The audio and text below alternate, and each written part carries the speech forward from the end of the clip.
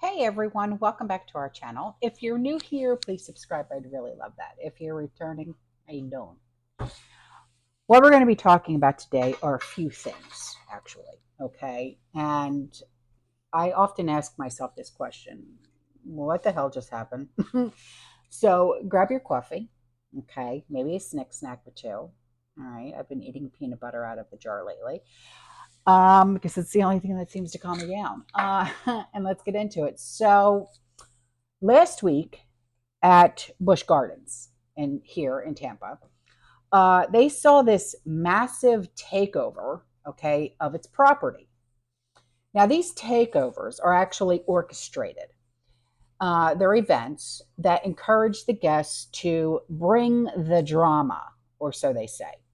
And they encourage them to like fight with each other. I mean, what can I say? It's a Florida man thing, okay? But seriously, that's precisely what they got, all right? A massive fight broke out in the middle of the day at Busch Gardens, and security and police they worked to clear the scene. And reports even began to circulate on social media that someone brought a gun to the theme park. Okay, this is why I stay home. So the massive fight was posted all over TikTok and quickly just spread like wildfire uh, throughout all social media.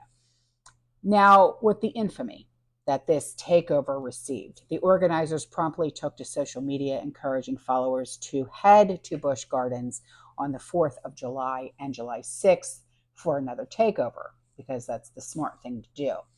So, Busch Gardens fans, they were not having it, okay, especially when you live in that area. And they immediately alerted law enforcement and the park security team that these events were coming on one of the year's biggest weekends, which was the 4th of July weekend. Well, allegedly, because of all the posts online, Tampa PD and park security were out in force. And they had to put in like new security precautions, if you will, um, at the entry line, like the line that you walk down, just to get in, to ensure that no one got in with any kind of weapons. Well, Tampa PD continued their investigation into the first night, and they're asking anyone with any kind of information or video that of that day of when everything actually happened to contact them. And this will hopefully be the last time and the last year that these takeovers will happen at these theme parks, because honestly, they're extremely annoying. Okay. So, because of this garbage, they are now threatening to permanently shut down, from what I'm hearing, Busch Gardens. Yeah. So, the second thing that we're going to be talking about is quite a tragedy, honestly.